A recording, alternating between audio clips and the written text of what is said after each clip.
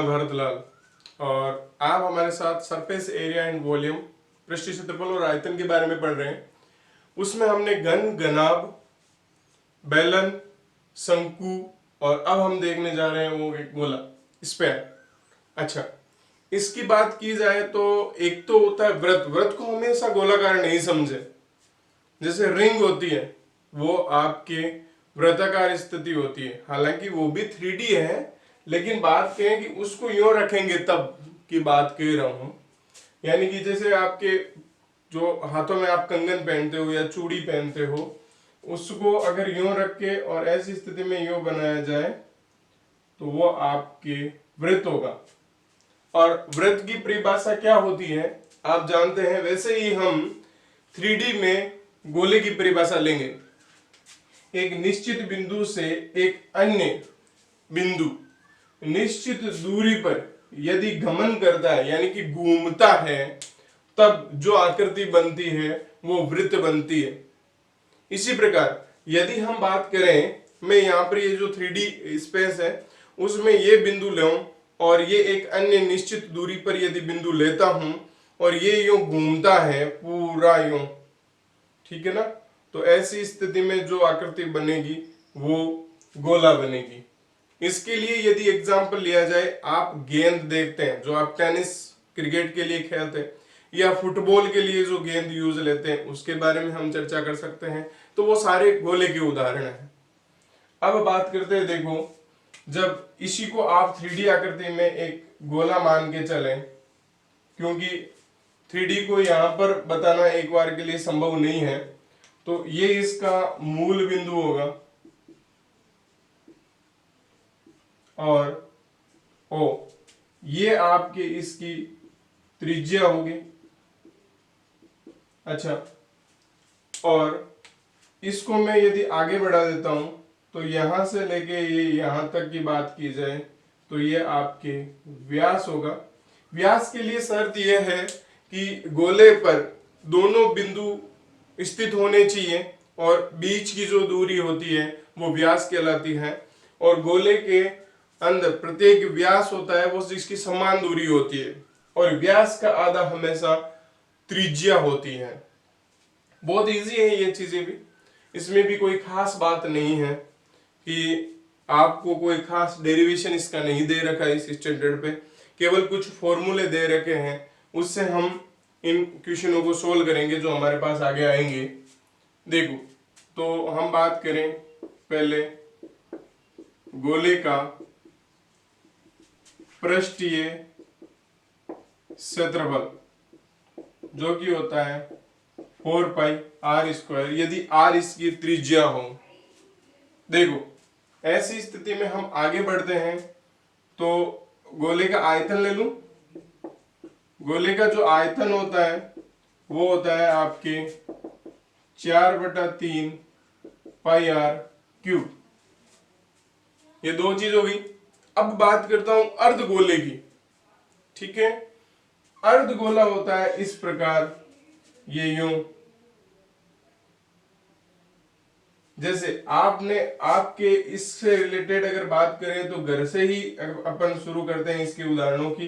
तो जो आपके पास कटोरी होती है वो अर्धगोले का उदाहरण है। जैसे टेनिस को खेलते खेलते आपकी टेनिस बीच में से टूट गई यानी कि बीच में से अलग हो गई, तो ऐसी स्थिति में जो आकृति बनती है वो अर्धगोले की बनती है। अब बात करूं मैं, एक देखो, टेनिस जो खोखली होती है अंदर से, और एक स्थिति ऐसी हो, मान लिया जाए आपने ये जो बात करें जैसे कंचे की, जो कंचे खेले होंगे आपने, उसकी बात करें, उसको यदि बीच में से तोड़ा जाए तो वो भरा हुआ होता है। तो देखो, यूं बात करना चाहूंगा मैं, यूं देखो, ये स्थिति होगी, ये स्थिति, ये भरी हुई। तो इसमें जब क्षेत्रफल या आयतन, जिसमें क्षेत्रफल की बात की जाएगी, तब आपके ये भाग भी लिया जाएगा πr²। तो हम यहां पर ये कहना चाहेंगे अर्धगोले का वक्र पृष्ठीय क्षेत्रफल, तो ये तो आपके इसका आधा हो जाता है 2πr²। लेकिन यदि बात करें संपूर्ण वक्र पृष्ठ की, क्योंकि आपके पास एक वक्र पृष्ठ और बन गया, वक्र पृष्ठ ये क्षेत्रफल की, तो ये 2 pi R square plus pi R square, तो 3 पाई आर स्क्वायर हो जाएगा। इसका तो ये 2 पाई आर स्क्वायर और इसका ये 3 पाई आर स्क्वायर। अब हम अर्ध गोले के आयतन की बात करें तो ये आयतन तो हमेशा इसका आधा होगा। देखो 2/3 पाई आर क्यूब, क्योंकि यहां पर इसके भरे हुए होने या नहीं होने पर कोई फर्क नहीं पड़ेगा। क्यों? ऊपर ढके हुए होने से, भरे हुए नहीं, ढके हुए होने से, भरे हुए से तो फर्क पड़ेगा ही, क्योंकि इसमें कितना अन्य पदार्थ समा सकता है। जैसे आप इसमें दूध ले रहे हो, सुबह सुबह चाय की चुस्की ले रहे हो, तो उस स्थिति में इस प्याले में कितनी चाय समा सकती है, उसका आयतन यदि हमें लेना है तो ये आएगा 2/3 पाई आर क्यूब से। आर यहां रख दीजिए कि इसकी त्रिज्या कितनी है और फिर इस अनुसार से देखिए एक और लेते हैं अपन इसमें गोलीय कोष। अच्छा, गोलीय कोष क्या है उसके बारे में बताऊं तो जो टेनिस है वो गोलीय कोष का उदाहरण है। जैसे अब टेनिस वो भी अंदर से खोखली, ध्यान रखना, आप कल को ऐसी हो कि उस स्थिति में मुझे ये क्वेश्चन मार्क खड़ा कर दो सर हमारी भरी हुई थी, नहीं। अब बात करते हैं, देखो कि रिलेशन बैठाते हैं इसका कि आपने पढ़ा था खोखला बेलन, तो आपने क्या देखा था बाहर वाले, जैसे कुछ ये जो भी पाइप होते हैं आपकी, जो पानी वाला पाइप होता है ना, जो आप मोटर में लगाते हैं या टुंटी में लगाते हैं, वो आपकी खोखला बेलन का उदाहरण होता है। उसमें आपने देखा होगा कि बाहर की त्रिज्या अलग होती है, फिर अंदर की त्रिज्या, बाहर की त्रिज्या और अंदर की त्रिज्या अलग होती है। तो ऐसी स्थिति में आप संपूर्ण आयतन बाहर का निकालेंगे फिर अंदर का निकालेंगे, ऐसा ही कुछ करेंगे। इसी प्रकार से यदि हमें गोलीय कोष की बात करूं तो देखो यूं एक बैलन गोला हो, फिर दूसरा इसके अंदर गोला हो, तो यहां से लेके यहां तक यदि इसे R1 इसे कहा जाए बाहर वाले को, और इसे यदि R2 कहा जाए, तब गोलीय कोष का आयतन जो कि हो जाएगा, देखो 4/3 पाई R1 cube minus R2 cube. यहां से लेके यहां तक का आयतन निकालेंगे और फिर यहां से यहां तक का आयतन निकालेंगे और माइनस कर देंगे। इसी का क्षेत्रफल लेंगे हम, तब हमारे पास आएगा पाई R1 square minus R2 square. ये आपके इसका पृष्ठीय क्षेत्रफल होगा। इन दो और कंसेप्ट हमें ध्यान में रखने हैं। हाँ जी, पहला क्वेश्चन लेते हैं एग्जाम्पल के तौर पे कि हमें दिया भाई 7 सेंटीमीटर त्रिज्या के गोले का पृष्ठीय क्षेत्रफल ज्ञात कीजिए। तो त्रिज्या हमें गोले की दे रखी है, देखो गोले की त्रिज्या R बराबर 7 सेंटीमीटर। और अब हम बात करेंगे गोले का पृष्ठीय क्षेत्रफल जो कि होता है 4 पाई R स्क्वायर। हाँ जी, ये हो जाएगा 22/7 इंटू 7 इंटू 7 कैंसिल, ये इंटू 7 56 और 5 61 सेंटीमीटर स्क्वायर हमें ये आंसर मिल जाएगा। बहुत इजी है, आप तो केवल फॉर्मूलों को विशेष ध्यान दें और उसमें मान रख दें, अपनी तरफ से कुछ नहीं करें। देखो 4 है तो 4 पाई का मान 22/7, R स्क्वायर का मतलब 7 इंटू 7 और इंटू करवा दीजिए, उत्तर आ जाए। हाँ जी, एक हमें अर्धगोला दिया हुआ है जिसकी त्रिज्या 3.5 सेंटीमीटर है, तो उसका आयतन और संपूर्ण पृष्ठीय क्षेत्रफल। अच्छा, आयतन की बात हमेशा ध्यान रखना, जैसे आपको यदि ये ध्यान में नहीं रहता है तो आप गोले का तो आयतन ध्यान में रखना है कि 4/3 पाई R क्यूब होता है, तो उसका आधा कर दो। अब बात आती है कि संपूर्ण पृष्ठीय क्षेत्रफल, तो पृष्ठीय क्षेत्रफल का आधा 2πr² प्लस πr² ऊपर वाला संपूर्ण, तो 3πr²। तो देखो अर्धगोले की त्रिज्या जो कि हमारे पास है 3.5 सेंटीमीटर, ठीक है, आर। अब बात करें अर्धगोले का आयतन, तो आयतन हो जाएगा 2/3 πr³ 2/3 pi 22/7 into R 3.5 into 3.5 into 3.5, ये हो जाएगा 0.5। इसको हम इंटू करवाएंगे तो हमारे पास आएगा 269.5/3। इनको जब आप ऊपर वालों को इंटू करवाएंगे, बटे में 3 चल रहा है, 269.5 होगा। अच्छा, ये इसलिए क्योंकि कैलकुलेशन मैंने कर रखा है आपको, ताकि हम ये कैलकुलेशन आप कर सकते हो, तो कैलकुलेशन में हम टाइम बर्बाद नहीं करेंगे, आप सोल्व कर सकते हैं। मेन विधि हमारा एक उद्देश्य रहेगा आप तक पहुंचाने का।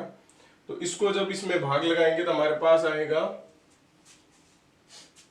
देखो 8 और ये वापिस, तो 2 29 27, तो 9 3 27, 2 25, 8 और 1 10 है, तो 3 बार, तो लगभग अपने इतनी बार जाएगा सेंटीमीटर क्यूब।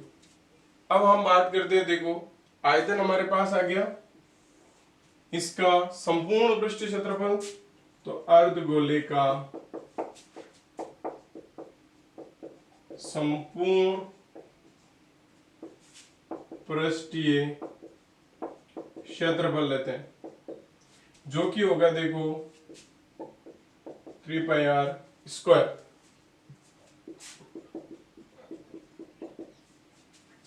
आर 3.5 इंटू 3.5, ये आ जाएगा। इसको जो ही आप इंटू करवाओगे तो आपके पास आएगा सेंटीमीटर स्क्वायर। इसको इंटू करवा के देख लेना, आपके पास 115.5 सेंटीमीटर स्क्वायर आएगा। तो एक ये हमारे पास इसका जवाब, और दूसरा वो।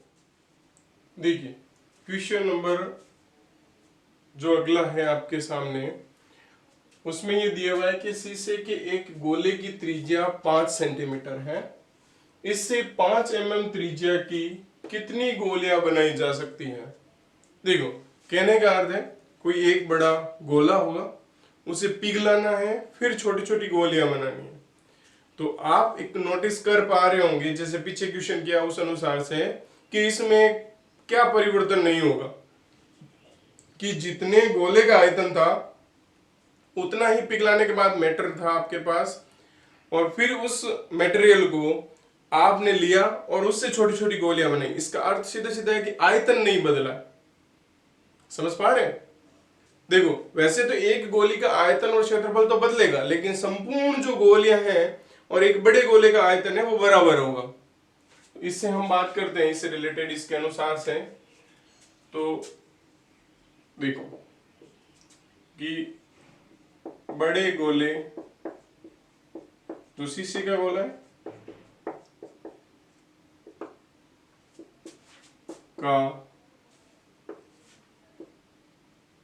की त्रिज्या हमें दे रखी है, वो दे रखी है आपकी 5 सेंटीमीटर। लेकिन ध्यान दीजिएगा, जो छोटी गोली है बन रही है, कितनी गोलियां बनाई जा सकती है उसके बारे में बात कर रहा है, तो वो 5 mm की है। तो इससे हम बात करें तो इस बड़े गोले का आयतन निकालें। ये आयतन हमारे पास 4/3 πr³ के रूप में होगा, तो 4/3 पाई 22/7 इंटू आर 5 इंटू 5 इंटू 5। बस इसको सोल्व नहीं करें, यही रहने दें। जब भाग लगाने की जब भी बात आती है तो वहीं उसको एक बार के लिए रहने दें, फिर काटें, ताकि आपकी कैलकुलेशन इजी होगा। अब बात करता हूं, जो आपके छोटी गोली बनेगी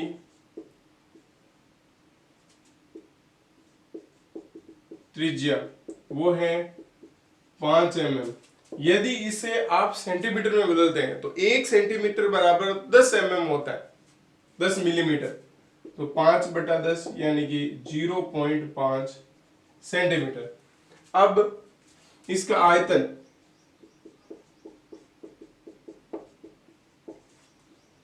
का आयतन, बात तो वही होगी 4/3 पाई आर क्यूब। यदि इसे आप R1 देते हैं तो इसे R2 दे दीजिए, बात वही है R2, इसे R1 दे दीजिए। तो ये हो जाएगा 4/3 22/7 इंटू 0.5 इंटू 0.5 इंटू क्या 0.5, ये भी सेंटीमीटर क्यूब, क्योंकि ये भी सेंटीमीटर में बदल गया है ना, अब mm नहीं रहा, तो सेंटीमीटर क्यूब। अब हम बात करेंगे कि कितनी गोलियां, यानी कि गोलियों की संख्या।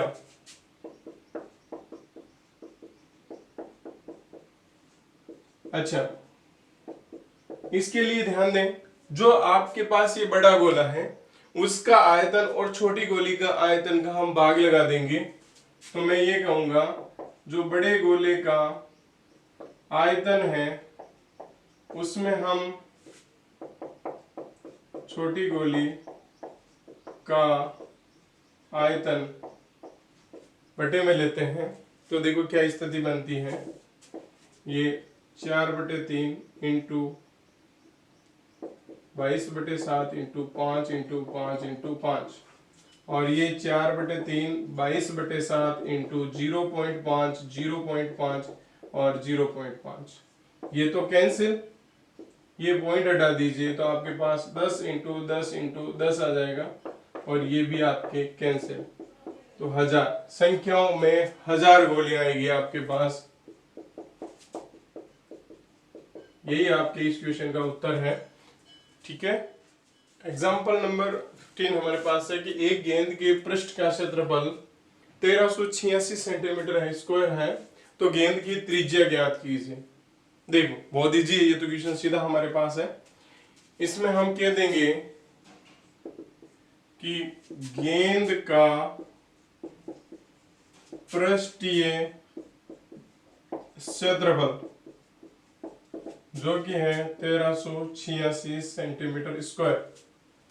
हाँ जी, अब इसका पृष्ठीय क्षेत्रफल हम जानते हैं, कैसे लिखेंगे आप, 4πr² के बराबर 1386।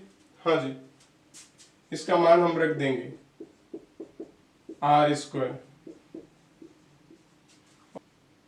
ये हो जाएगा r² बराबर 1386 इंटू 7 बटे में 4 इंटू 22, ये 2 बार, और 11 से कैंसिल कर रहा हूं, ये 1 बार और ये 2 बार और ये 6 बार, तो यहां से इसको 2 से करेंगे तो कैंसिल, तो ये आ जाएगा आपके पास।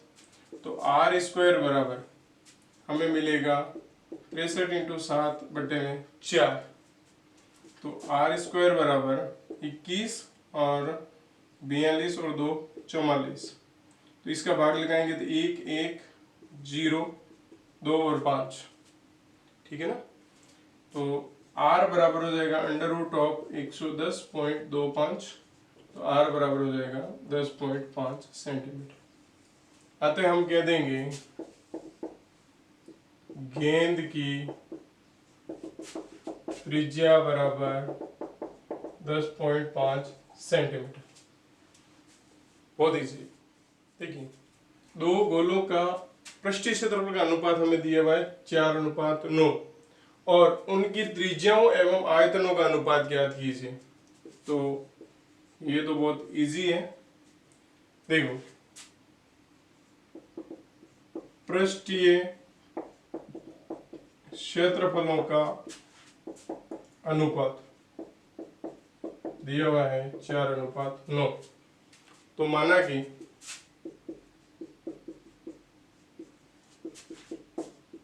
गोलों की त्रिज्याएं क्रमशः R1 तथा R2 है। ठीक बात है। तो इसका अनुपात ले लीजिए पाई आर 1 स्क्वायर बटे में पाई आर 2 स्क्वायर 4/9। देखो ये तो कैंसिल, ये कैंसिल, तो आपके R1 स्क्वायर अपॉन में R2 स्क्वायर हो गया 4/9। तो इसकी सहायता से हम R1 अपॉन R2 निकाल सकते हैं कि रूट ऑफ 4/9 यानी कि 2/3। हाँ जी, त्रिज्याओं का अनुपात हमारे पास ये आ चुका है। इसका एक उत्तर हम कहें जो त्रिज्याओं का अनुपात हमें पूछा हुआ था वो हमें मिल चुका है। अब बात करें इनके आयतनों का अनुपात, तो आयतनों का अनुपात जो कि होता है 4/3 पाई R1 क्यूब अपॉन 4/3 पाई R2 क्यूब। हाँ जी, ये तो देखो कैंसिल, बात आती है R1 अपॉन R2 का होल क्यूब ले लेते हैं। तो R1 अपॉन R2 यानी कि 2/3 का क्यूब, तो ये हो जाएगा देखो 2 का क्यूब और 3 का क्यूब, तो ये 8/27। तो अतः अनुपात हमें मिल जाएगा 8:27। हमने यहाँ पर ये रिलेशन काम लिया और हम जानते हैं कि क्षेत्रफल क्या होता है पाई आर स्क्वायर। तो R1 के लिए R1 स्क्वायर और R2 के लिए पाई R2 स्क्वायर। तो ये 4/3, ये कैंसिल होने के बाद R1 square upon R2 square 4/3 हो गया। R1 अपॉन R2 रूट ले लिया 2/3 हो गया। अब आयतन, आयतन हमारे पास क्या है 4/3 पाई आर क्यूब है, तो इसकी सहायता से हमने R1 अपॉन R2 का होल क्यूब कर दिया 2/3 का होल क्यूब, जो कि होता है 8/27। तो लास्ट हमें जो रिजल्ट मिला इस आयतनों के अनुपात का वो 8/27।